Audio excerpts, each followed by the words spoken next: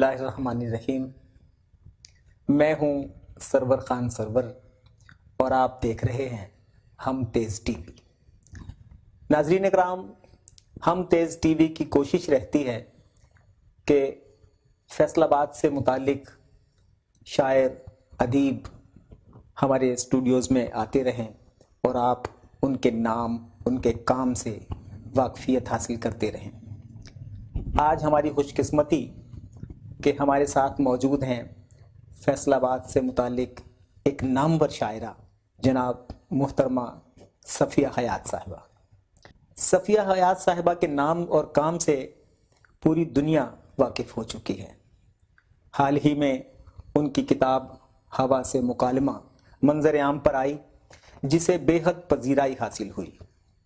Social media پر آپ انہیں دیکھتے ہیں، آپ ان کا کلام پڑھتے ہیں، ان کی آواز سے، ان کے کام سے متعارف ہوتے ہیں. آج ہم آپ کی ملاقات کروا رہے ہیں محترمہ صفیہ حیات صاحبہ سے. ان کے بارے میں مزید باتیں بھی میں درمیان میں کرتا رہوں گا، تو آئیے پہلے ان سے تعارف حاصل کرتے ہیں. السلام علیکم. وعلیکم السلام سرور صاحب. بہت خوشی ہے ہمیں کہ آج ہم آپ کے ساتھ موجود ہیں اور ہم آپ سے گفتگو کر رہے ہیں. مجھے بھی بہت خوشی ہوئی کہ ایک بہت دیرینہ جو ہماری آرزو تھی کہ ہم مل کے بیٹھ کے بات کریں، تو آج وقت ہے کہ آج ہم بیٹھے ہیں مل کے، اور جس کے لیے بہت سارا ڈیلے ہمارا ہوتا رہا پروگرام، اس کے لیے میں آپ سے معذرت خواہ بھی ہوں. محترمہ، میں یہ جاننا چاہوں گا کہ اتنا جو ہے زندگی ایک مصروف چیز ہو گئی ہے جی کہ بچوں کی دیکھ بھال، کار جہانداری، جی اور اسی میں یہ تخلیقی کام بہت مشکل ہوتا ہے. کیسے مینیج کرتے ہیں؟ سرور صاحب، پہلے تو مینیج کرنا تو یہ ہے کہ یہ شاید ایک لگن ہے، اور یہ میری جب میں پیدا ہوئی تو شاید میرے ساتھ ہی میری نظمیں، میری شاعری پیدا ہوئی میرے واہ ساتھ ہی. تو اب مجھے چاہے کچھ بھی ہو، زندگی آسان ہے یا مشکل ہے، لیکن مجھے اب اس کو لے کے ساتھ چلنا تھا، واہ. اور میں چل رہی ہوں. اور یہ کوئی آج کی بات نہیں ہے، یہ 85 سے واہ. جب سے میں نے ہوش سنبھالا تب سے یہ میرے ساتھ ساتھ چل رہی ہے. پہلے کہانی کی شکل میں تھی، اور ساتھ ساتھ چھوٹی چھوٹی نظمیں، چھوٹی چھوٹی شاعری ہوتی رہی. لیکن مجھے کبھی نہیں تھا پتا کہ میں اتنا میں لکھتی جاؤں گی. مجھے ایسے تھا کہ شاید یہ ایک وقتی بخار ہے جو اتر جائے گا کبھی نہ کبھی، لیکن یہ اترا نہیں، بلکہ مزید اس میں اضافہ ہوتا رہا. یہ اللہ کا شکر ہے کہ یہ نہیں اترا، جی اور آج دنیا ادب کو ایک اتنی خوبصورت شاعرہ میسر آئی ہے. جی، یہ میں بھی شکر ادا کرتی ہوں کہ نہیں اترا. اور اگر یہ اتر جاتا تو شاید میں جس انداز سے اب دنیا کو دیکھ رہی ہوں، جس زاویے سے میں نے زندگی کو پرکھا، میں اس طرح نہیں دیکھ سکتی تھی، میں اس طرح جان نہیں پاتی سکتی تھی. جس طریقے سے میں اب دنیا کو اور نظریات کو اور ان سب چیزوں کو میں دیکھ رہی ہوں، اور میں حیران ہو رہی ہوں کہ زندگی اتنی آسان نہیں ہے. اور زندگی جس طرح ہمارے سامنے پیش کی جاتی ہے نا، زندگی وہ نہیں ہے. زندگی وہ ہے جو ہم گزارتے ہیں، جس کو ہم اپنی ہم گزار رہے ہیں، اور اس گزارتے ہوئے جو مشکلیں، جو ہمیں تجربات ہوتے ہیں، وہ ہم ہماری شاعری میں آ جاتی ہیں. اور اگر ہم نہ لکھتے تو ایک عام انسان جو ہے وہ کیسے جان سکتا کہ انسان جو ہے وہ کیسے برداشت کرتا ہے، اس کا سفر کتنا کٹھن ہوتا ہے. ایک گھریلو عورت جو ہے وہ اس کو کہاں کہاں مسائل کا سامنا کرنا پڑتا ہے. تو میں نے جب لکھا تو میں نے پھر سب کے مسائل سامنے آئے، اور میں نے خاص کر عورتوں کے وہ مسائل جو عورت نہیں کہہ سکتی تھی، وہ میرے ساتھ گزرے، میرے ساتھ بیتے، تو میں نے لکھے.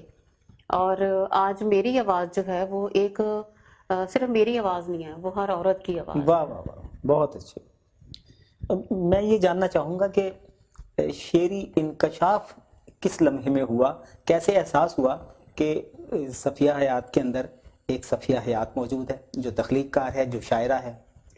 سرور صاحب مجھے خود نہیں پتا تھا کہ میں لکھ سکتی ہوں یا میرے اندر کوئی خاص میرے اندر صلاحیت رکھی گئی ہے. یہ ایسا ہوا کہ میں 7 کلاس میں پڑھتی تھی. اچھا. تو 7 کلاس میں میرے ساتھ میری جو کلاس فیلوز تھیں وہ بھی ان کا بھی نا لکھنے لکھانے کے ساتھ تھا, تو وہ جسٹ فار ٹائم پاسنگ. اچھا اچھا. ان کے والد صاحب ماشاءاللہ وہ 7-8 بہنیں تھیں, تو ان کے والد ان کو کچھ بنانا چاہتے تھے, تو انہوں نے اپنی بیٹیوں سے کہا کہ تم لوگ اخبار کے لیے لکھو. تو وہ نا ادھر ادھر سے کہانیاں اکٹھی کر کے کہانی بناتی تھی اور میں ان کو دیکھتی تھی, پھر وہ کہانی لکھ کے اخبار میں دیتی تھی. تو ایسے ہی انہوں نے مجھے ایسے کہا کہ یہ دیکھو ہماری اخبار میں کہانی چھپی ہے, تو صفیہ تم بھی لکھو. اور اس کا نام شاکرہ تھا, اور شاکرہ فاکرہ 4-5 بہنیں ہوتی تھیں, اور ان کے والد ان کو چاہتے تھے کہ ایک عورت جو ہے وہ پریکٹیکلی سامنے آئے, اور وہ اپنی بیٹیوں کو کچھ بنانا چاہتے تھے, ان کو ان کے پیروں پہ کھڑا کرنا چاہتے تھے. تو مجھے لگتا ہے کہ میرے ساتھ ایسا کوئی نہیں تھا.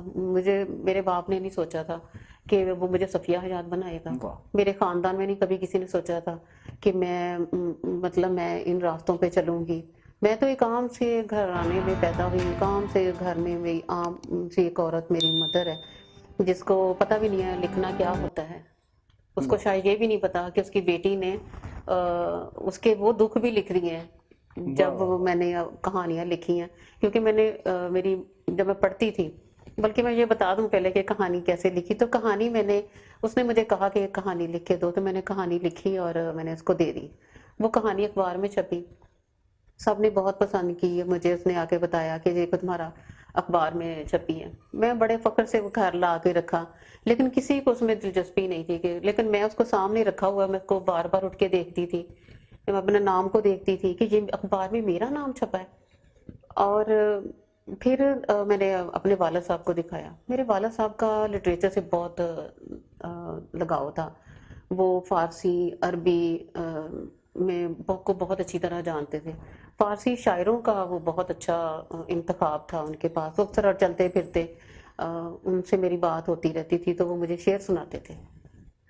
وہاں سے بھی مجھے جیسے کہ ہوا کہ اخبار میں میرا نام چھپا ہے, تو میں اور لکھوں گی. پھر انہوں نے مجھے بتایا کہ بہت اچھا پسند کیا گیا تمہاری تحریر کو. کچھ لوگوں نے خط لکھے بچوں نے.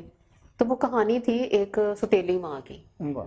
اور مجھے یاد ہے کہ میں نے رات کو 12 بجے میں سے اپنا سارا ہوم ورک کیا. میں نے ساتھ بیٹھ کے جب وہ کہانی لکھی, تو وہ ایک لڑکا ہوتا ہے بڑا غریب سا, بڑا پریشان سا رہتا ہے جب اس کی مدر کی ڈیتھ ہو جاتی ہے. تو وہ روتا ہے بڑا اپنی ماں کو یاد کر کے. زندگی اس کے سامنے ایک ایسا پہاڑ کھڑا ہے جس کو اب اس کو عبور بھی کرنا ہے, اس نے لوگوں کی باتیں بھی سننی ہے, وہ تنہا ہے. تو وہ اس کی جو فیلنگس تھی نا, وہ میں نے جب بیان کی, میں نے لکھی, تو میں نے رو رو کے لکھی. اور میں نے اتنا ڈوب کے لکھا, میں نے اس کردار کو اپنے اوپر طاری کر لیا. مجھے ایسا لگا جیسے وہ لڑکا میں ہوں. تو وہ کہانی جب چھپی تو پھر تو بس جو ایڈیٹر تھے وہاں, انہوں نے مجھے کہا کہ اس لڑکی سے روز لکھواؤ کوئی نہ کوئی کہانی. تو پھر ایسے ہوتا تھا کہ میں کسی کو بھی نہیں گھر میں پتا ہوتا تھا, میں رات کو 12-1 بجے تک اپنا پڑھتی تھی اور باقی 3 بجے تک میں لکھتی تھی. اور لکھ کے میں اس کو چھپا دیتی تھی تاکہ کسی کو پتہ نہ چلے کہ میں لکھ رہی ہوں. تو بس اتنا مجھے یاد ہے کہ میرے والد صاحب کی مجھے رات کو 3 بجے آواز آتی تھی کہ اب بس کرو لکھنا, اب بس کرو پڑھنا, سو جاؤ اب. تو لیکن میرا خیال ہے کہ شاید سونا کم لکھا تھا میری زندگی میں, اس لیے میں بہت کم سوئی ہوں. اچھا, یہ بچوں کی کہانیاں لکھنے سے آغاز ہوا, جی.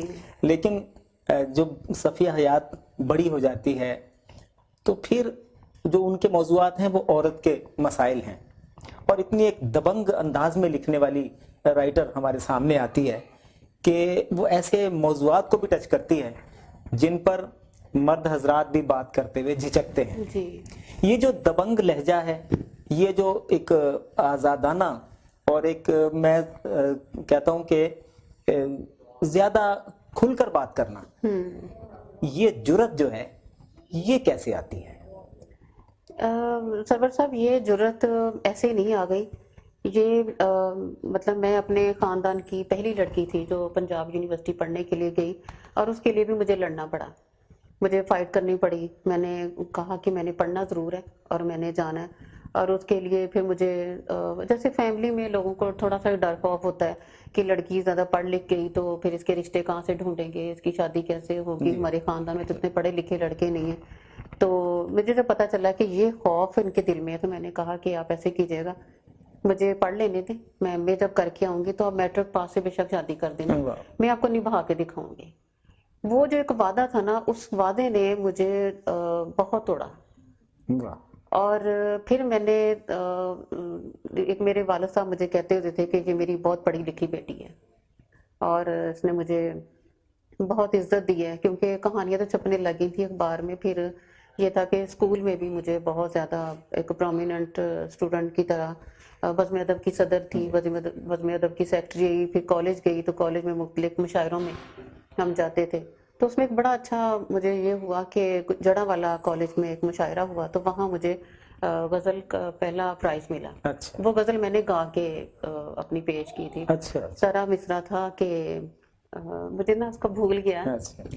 غزل میری بہت, میں نے اکثر مشاعروں میں بھی بہت پڑھی, تو وہ میں بتاتی ہوں جب مجھے کہیں یاد آ گیا.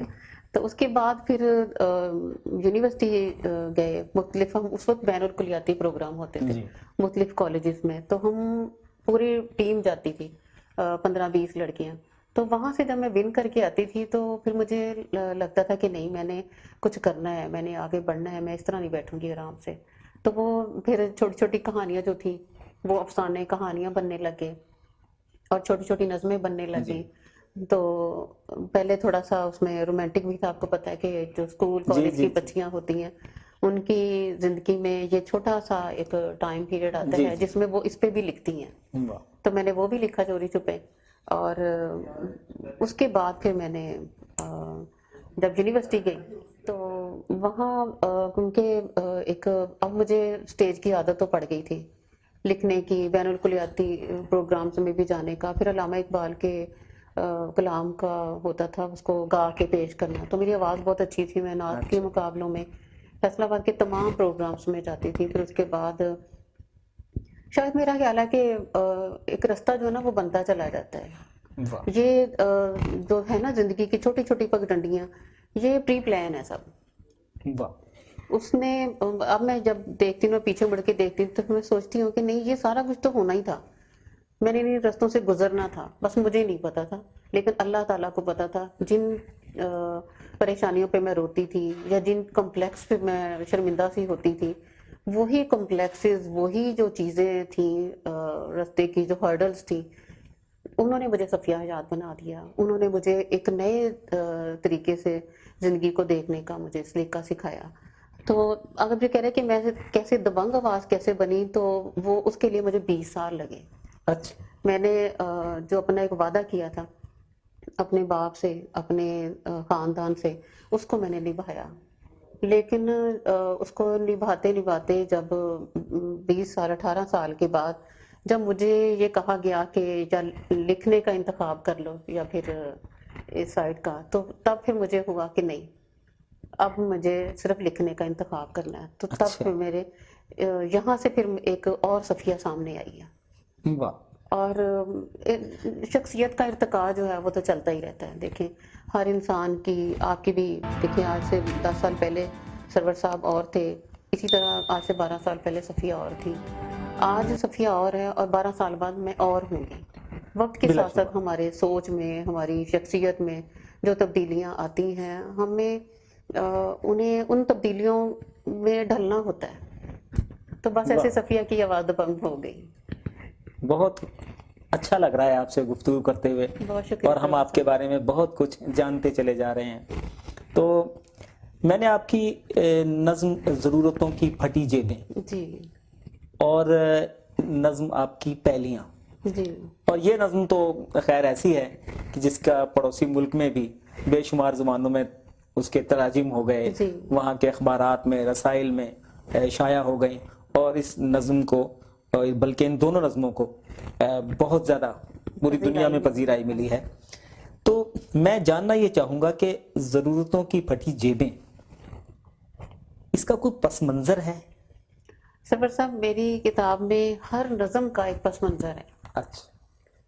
और हर नज़म के पीछे एक कहानी है, और उस कहानी में जो दर्द है, जो तकलीफ है, जो अजियत है, जो सड़कों पे एक लड़की मारी मारी फिरती थी अपनी ज़रूरतों के लिए, अपने अपने एक तरफ तो मुझे अपने आप मनवाना भी है, मुझे जाहिर साबित भी करना है कि मैं एक राइटर की हैसियत से मैंने अपने आप को मनवाना है।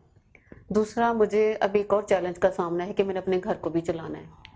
मैंने साबित भी करना है कि मैं एक अच्छी माँ हूँ, एक अच्छी औरत हूँ, एक अच्छी राइटर भी हूँ। मुझे ये सारा साबित करना, वरना क्या होता है कि पीछे से आने वालों के रास्ते बंद हो जाते हैं। मैं वो रास्ता नहीं बंद करना चाहती थी। मैंने उसके लिए मेहनत भी की और मैंने हर चैलेंज का सामना भी किया।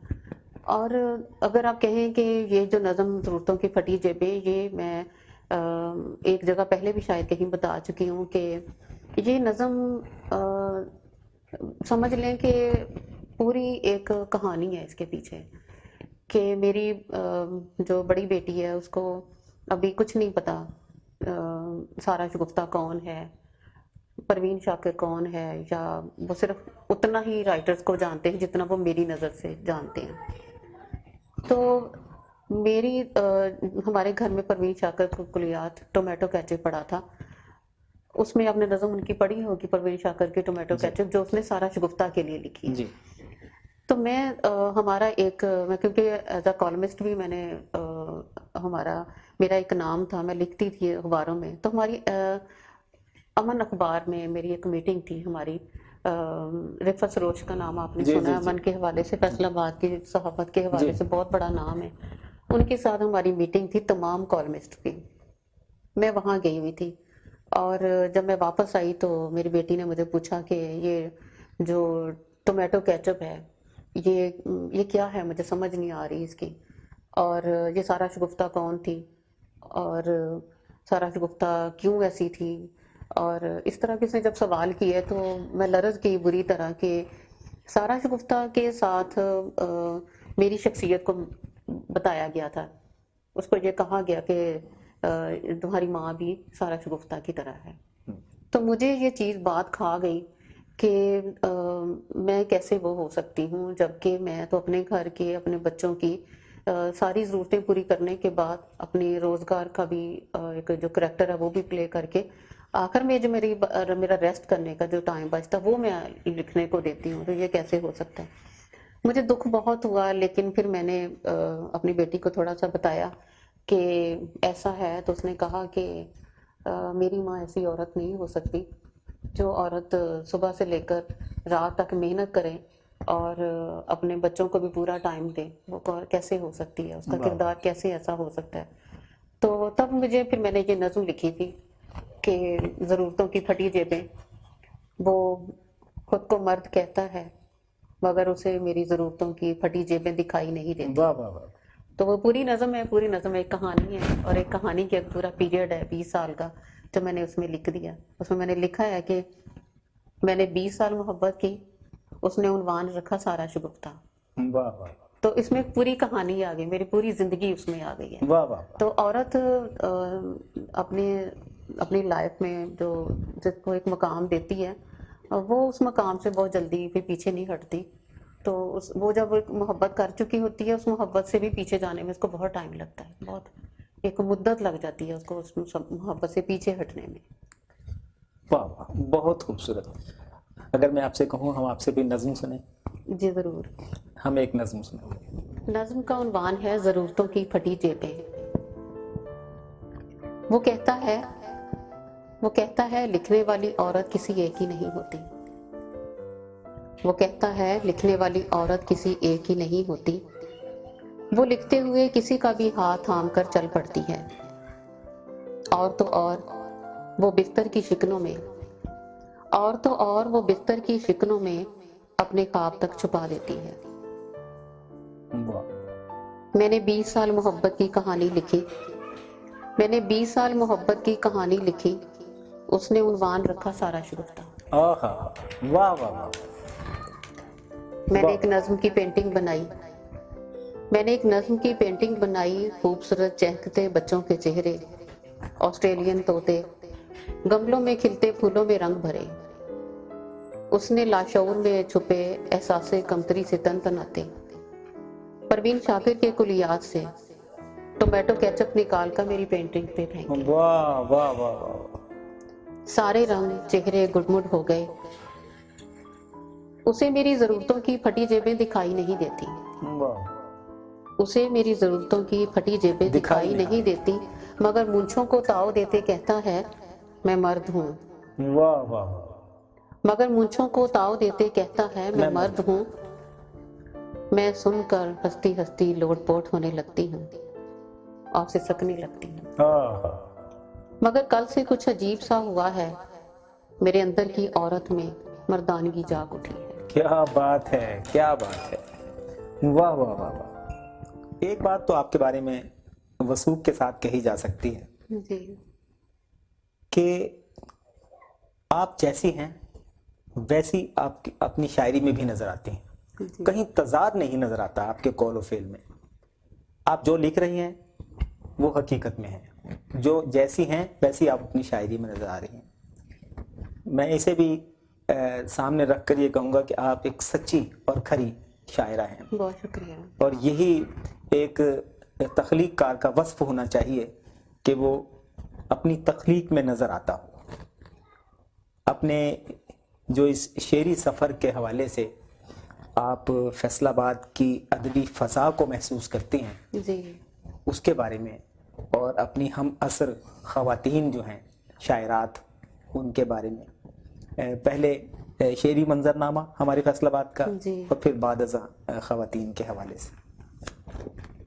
सरवर साहब, जब मैंने रखा था शायरी में कदम अपना अदब फैसलाबाद के अदब में, लायलपुर के अदब में, तो तब मुझे जो शायरी सुनने को नज़र आ रही थी वो मुझे ऐसे लगता था कि उसमें शेरियत थी, नगमगी भी थी, बड़ी रवानगी थी और बहुत बड़े बड़े नाम थे सब। लेकिन एक जो चीज़ मुझे नज़र आती थी वो ये थी कि हम जिन मसाइल से गुजर रहे हैं वो मसाइल मुझे उस शायरी में नज़र नहीं आते थे। और बाकी ये था कि ये मैं कहती हूँ कि हर सब अपनी अपनी जगह पे अपना अपना काम कर रहे हैं, और जैसे एक गुलदस्ता होता है ना, उस गुलदस्ते में आपको मुख्तलिफ रंग के फूल नज़र आते हैं। हर फूल की अपनी खूबसूरती है, हर फूल की अपनी एक साख्त है। इसी तरह ये तमाम शायरात जो हैं, जितनी भी अदबी तंजीमें हैं, सब अपनी अपनी साख्त, अपने अपने माहौल और अपने अपने अंदाज से अपना अपना काम कर रहे हैं। और मेरा अपना अंदाज है, मेरा माहौल, मैं जिस तरह के माहौल में पली बड़ी, मैंने जो अपने इर्द गिर्द देखा, मैंने ये सोचा था मैं लिखूंगी तो सच लिखूंगी वरना नहीं लिखूंगी। वाह। और बाकी शायरात की बात कर रहे हैं तो शायरात फैसलाबाद की बहुत खूबसूरत हैं। मेरे सारी वैसे सीनियर हैं, मुझे सब ने बहुत प्यार से जगह दी जब मैं आगे बढ़ी हूँ। और इसमें ये था कि मोहतरमा मरहुमा कनीज़ इसहाक बहुत प्यार करने वाली खातून थी। उनके साथ जितने मुशायरे पढ़े वो दूर से ही देख के सफिया सफिया करती थी, गले लगा लेती थी। इसी तरह सईदा रेशम है, वो भी मुझे बहुत प्यार करती हैं। और मेरे सीनियर हैं नसीम सहराई और गुलफाम नकवी। मैंने जो पहला मुशायरा पढ़ा था वो मैंने पढ़ा था बुशरा नाज के साथ। अच्छा। और मुझे याद है कि मैं बड़ी डरी सहमी थी कि जिस तरह के माहौल से निकल के मैं दोबारा से अब अपने आप को मनवाने 20 साल एक अजीब से सेटअप में रह के मैं दोबारा से अपना सर निकाल रही थी, अपने कद से निकलना चाह रही थी। तो उस वक्त मुझे बड़ा एक डर खौफ सा भी था। मुझे आज भी याद है वो पहला मुशायरा कि ऐसे शाम का टाइम था और बहुत गर्मी का मौसम था, तो पंजाबी अदबी सेवी के साथ मेरा मुशायरा था। ए आतिफ और इमरान साहब ने उसकी नकाबत की थी, तो मेरे बच्चे मेरे पीछे बैठे हुए थे। मेरा बेटा बहुत छोटा सा था, ये बड़े छोटे छोटे से थे, तो पता नहीं अब इनके अंदर क्या था या अल्लाह ताला इनसे वो कुदरत करवाती है जो भी इंसान से करवाती है। तो मैं इनको कहती थी कि छोड़ो चलते हैं, भाग जाते हैं, उठ जाते हैं। तो मैं जब उठने का नाम लेती थी तो ये मुझे ज़बरदस्ती बिठा देते थे कि नहीं, आपने पढ़ना है, आपने पढ़ के